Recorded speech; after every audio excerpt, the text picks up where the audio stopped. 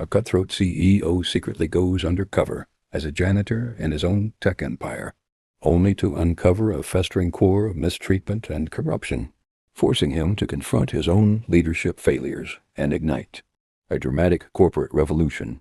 David Carter, sharp in a bespoke suit, sits at a colossal desk, eyes fixed on multiple monitors displaying complex data visualizations. His expression is intense, focused, almost detached. A chime sounds from his desk. He taps a screen. Mark Jenkins, sleek and confident, appears on a video call. Mark: "Good morning, David. Q3 projections are looking even better than anticipated. Our new efficiency protocols are really driving down operational costs." David, without looking up: "Good. What's the latest on employee satisfaction? Any movement on those minor grievances?" Mark, a slight smirk plays on his lips. "Standard stuff." David, "A few complaints about workload. Some grumbling about the new shift rotations for facilities staff. Nothing material. Martha in HR is handling it. We've optimized, not cut corners." David finally looks up, a hint of skepticism in his eyes. "Optimized. Right. There have been some whispers. Anonymous reports hitting my desk. Talk of a toxic culture. Unusually high turnover in certain departments." Mark's smirk falters just for a second. Mark said, "Misinformation, David, or disgruntled former employees. You know how it is. Building an empire means making tough calls. We're cutting through the fat, making us leaner, stronger. The metrics speak for themselves." David stares at the cityscape. His gaze is troubled. He sees the gleaming towers, but wonders about the foundations. David said, "I need to see it for myself." Mark stuttered. "See what? The next board meeting? I'm sure the numbers will impress." David said, "No, the truth. From the ground up." Mark looks genuinely confused. David continued, "I'm going in undercover for 30 days. Mark's jaw drops. Mark asked, "Are you insane? You're David Carter, the CEO. What could you possibly achieve as what? A mailroom clerk? DAVID? Worse, a janitor. No one notices the cleaners. No one talks to them, not really. It's the perfect cover. I want to see this optimization firsthand. I want to feel the pulse of this company. My company." Mark, struggling to maintain composure: "David, this is highly unorthodox. It could jeopardize everything. Your reputation, the company's image." David, "My reputation means nothing if this company is built on a rotten core. You'll run things as usual. Martha in HR will be given a fake file for Mike Thompson. No one else is to know. Understand?"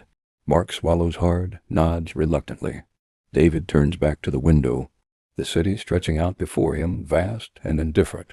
David continued, "I need to know what it's truly like to work at Carter Tech Solutions. For everyone." Gritty, low lighting. David Carter, dressed in faded jeans and a plain t-shirt, stands in front of a cracked mirror. His expensive watch and tailored suit are gone. He applies stage makeup to give himself age lines, roughs up his hair, and puts on a pair of cheap, wire-rimmed glasses. He looks older, tired, anonymous. He picks up a name tag, Mike Thompson. He practices a slightly slouched posture. His reflection is a stranger. DAVID. His voice a rough whisper. David Carter was gone. Mike Thompson was born. And Mike Thompson was about to enter a world he had built, but never truly seen. The air is thick with the smell of industrial cleaner. Buckets, mops, and cleaning carts line the walls. Maria, a stern-faced cleaning supervisor, stands by a time clock. Mr. Harrison, a grizzled veteran cleaner, eyes David Mike with a skeptical look. MARAA. "Thompson, is it? You're on the night shift. Report to Harrison. He'll show you the ropes. And don't think you can slack off just because you're new. We don't tolerate laziness here." David, as Mike nods, trying to look meek. He grabs a worn uniform and heads towards Harrison. Mr. Harrison grunts, another new face. They come and go. Don't know what they're getting into. This ain't glamorous work, Mike. Mike, voice rough, carefully modulated. "Just looking for honest work, sir." Harrison chuckles darkly. Honest work, huh? You'll find plenty of that. And plenty of other things, too. Follow me. Harrison pushes a large cleaning cart. Mike follows, pushing his own, a strange mix of apprehension and grim determination on his face. This is his new reality. Mike is mopping the gleaming floor of an open-plan office. The only sounds are the hum of computers and the squeak of his mop. He moves slowly, methodically, but his eyes are constantly scanning, observing. He sees Sarah Chun, a software engineer, hunched over her desk, illuminated by multiple monitors. She looks exhausted, rubbing her temples. A half-eaten cold sandwich sits beside her. Josh, another junior developer, approaches Sarah's desk cautiously. Josh. Sarah, are you still here? It's almost midnight. Sarh. Sighs. Had to push this debug through. Mark insists it's critical for the new alpha launch. Says it needs to be flawless, no excuses. Josh. Yeah, he's been on everyone's case. Heard he even chewed out Martha from HR the other day. Said her department was too soft. Mike pauses his mopping, listening intently. Sarh. Bitterly, optimized efficiency. That's what he calls it. More work, less staff, same deadlines. And the bonuses for our team? Suddenly under review. Guess the fat is just us. Josh shivers, glances around nervously, then whispers. Josh said, I heard some whispers about people getting pushed out. Forced resignations. Especially if they question anything. Mark doesn't like questions. Mike's grip tightens on the mop handle. He continues his work, a new, cold resolve hardening his eyes. Mike is dusting large server racks. The room is cool, the whir of machinery constant. He notices a small, sophisticated data stick plugged into a server port, glowing subtly. It looks out of place. He pretends to clean a nearby rack, watching. After a moment, Mark Jenkins, impeccably dressed even late at night, enters the server room. He glances around, then quickly unplugs the data stick and pockets it. He doesn't notice Mike in the shadows. Mark exits, whistling a light tune. Mike steps out, a grim expression on his face. He pulls out a small, old-fashioned notepad and a pen from his janitor's cart and scribbles a note. MIKE? Data theft. What was Mark doing in here, siphoning information? This was more than just a toxic culture. This was criminal. Mike is wiping down tables during the lunch rush. He observes a group of older employees, mostly women, eating quietly at a corner table. Martha Davis, the HR manager, approaches their table, looking uncomfortable. Martha, voice low but audible. Look, I'm sorry, but corporate is pushing for a restructuring. It affects your department. We're offering early retirement packages. An older woman, visibly upset, speaks up. Employee 1. Early retirement? We're not ready to retire. We've given 30 years to this company. Martha, I understand, but... She glances nervously towards an unseen monitor. The new efficiency model. We need younger, more adaptable talent. It's non-negotiable.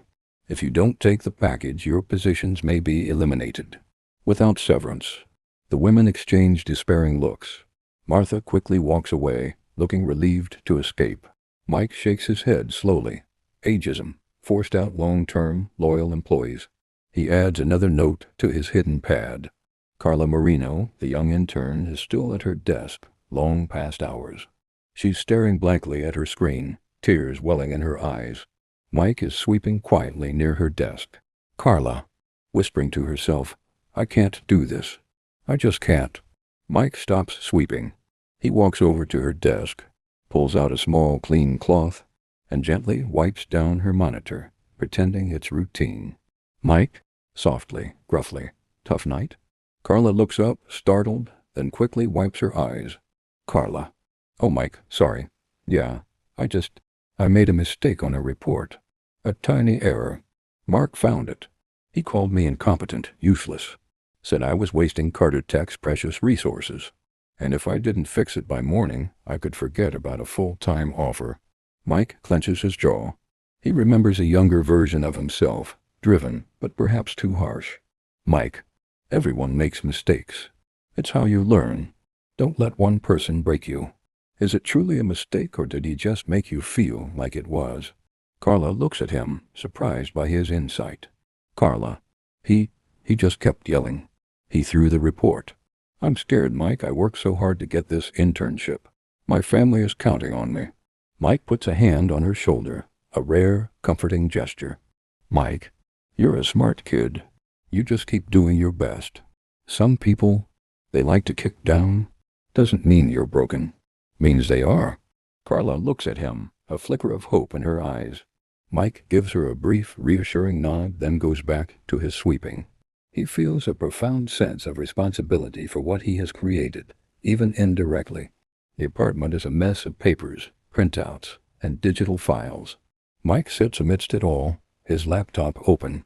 He has compiled a meticulous dossier, timestamps of Mark's server room visits, photos of suspicious documents thrown in recycling bins, recordings of overheard conversations, using a discreet device hidden in his cleaning cart, and meticulously documented employee grievances.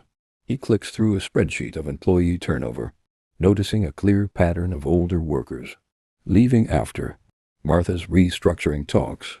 He cross-references this with internal HR policies he covertly accessed. He finds a folder of internal emails from Mark Jenkins to various department heads, explicitly instructing them to trim the fat and push underperformers based on subjective metrics rather than actual performance.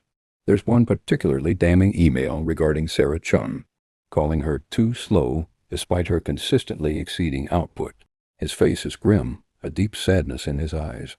The empire he built was thriving on exploitation. He makes one last call. Mike? Interphone, voice low, firm. Jenkins, it's me. The 30 days are up. Prepare the executive boardroom and schedule a company-wide meeting for tomorrow afternoon. All employees, mandatory. MIRK. Voice full of relief, David. Thank God. What a ridiculous charade. So you're ready to get back to real business? No more janitor games, right? Mike. A cold edge to his voice. Oh, it's about to get very real, Mark, very real indeed. He hangs up, closing his laptop. He gathers all the evidence into a secure briefcase. The old, tired Mike Thompson is about to disappear, and David Carter, the CEO, is about to make a return, but not the same David Carter who left. The boardroom is sleek, modern, with a massive table. Mark Jenkins, Martha Davis, and other senior executives are seated, looking slightly confused. Mark is beaming, thinking David is back to normal. Mark chuckles. So David, what's this grand assembly for? A relaunch of your leadership? A celebration of your unique sabbatical? The door opens. A figure walks in. It's David Carter, immaculately dressed in a sharp suit, radiating authority. He carries a briefcase, but behind him, walking in step, are Maria, Mr. Harrison, and several other cleaning staff still in their uniforms.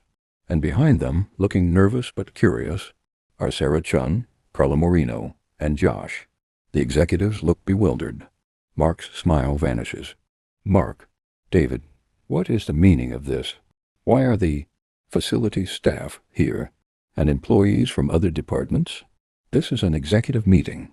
David walks to the head of the table. He places his briefcase down. His eyes sweep over the faces of his executives, then settle on Mark. David, voice calm, yet resonating with controlled power. This isn't just an executive meeting. Mark, this is a company-wide meeting. Everyone who contributes to Carter Tech Solutions deserves to be here, especially those whose voices have been silenced. He opens his briefcase, pulls out a remote. The large display screen behind him lights up. David continued. For the past 30 days, I haven't been David Carter, CEO. I've been Mike Thompson, your janitor. A collective gasp fills the room. Executives exchange stunned glances. Mark's face goes ashen. Martha gasps, covering her mouth. Sarah, Carla, and Josh look at Mike. Then at David Carter, a realization dawning in their eyes. Mark, stammering, you're Mike? That's impossible.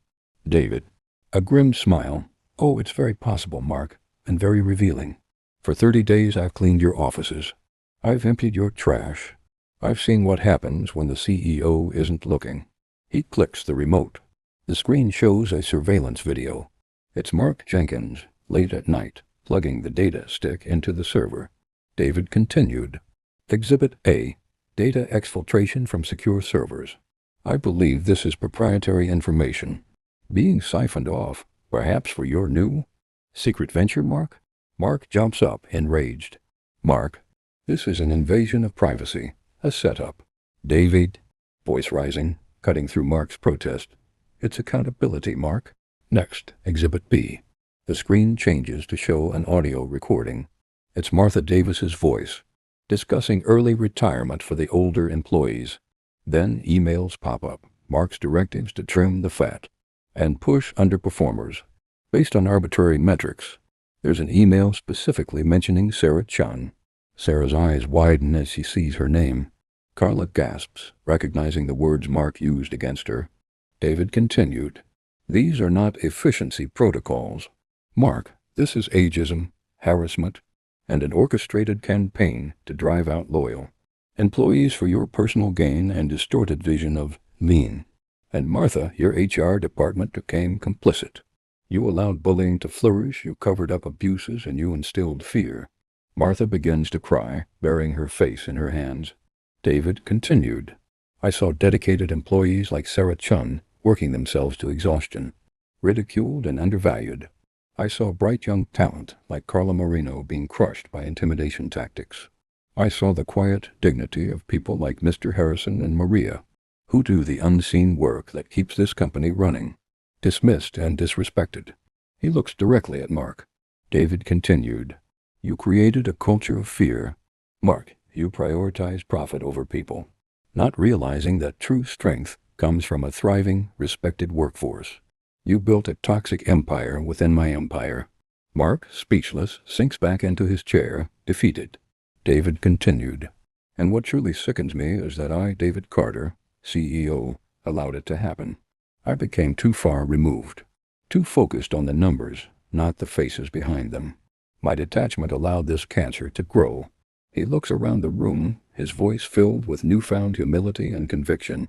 David continued. This ends today. Mark Jenkins, you are terminated effective immediately. Security will escort you out. The two security guards step forward, move towards a stunned Mark. Mark tries to protest, but their grip is firm. Mark, you can't do this. I built this. I made Carter Tech profitable. David, you profited from breaking people, and that is a debt Carter Tech will never carry.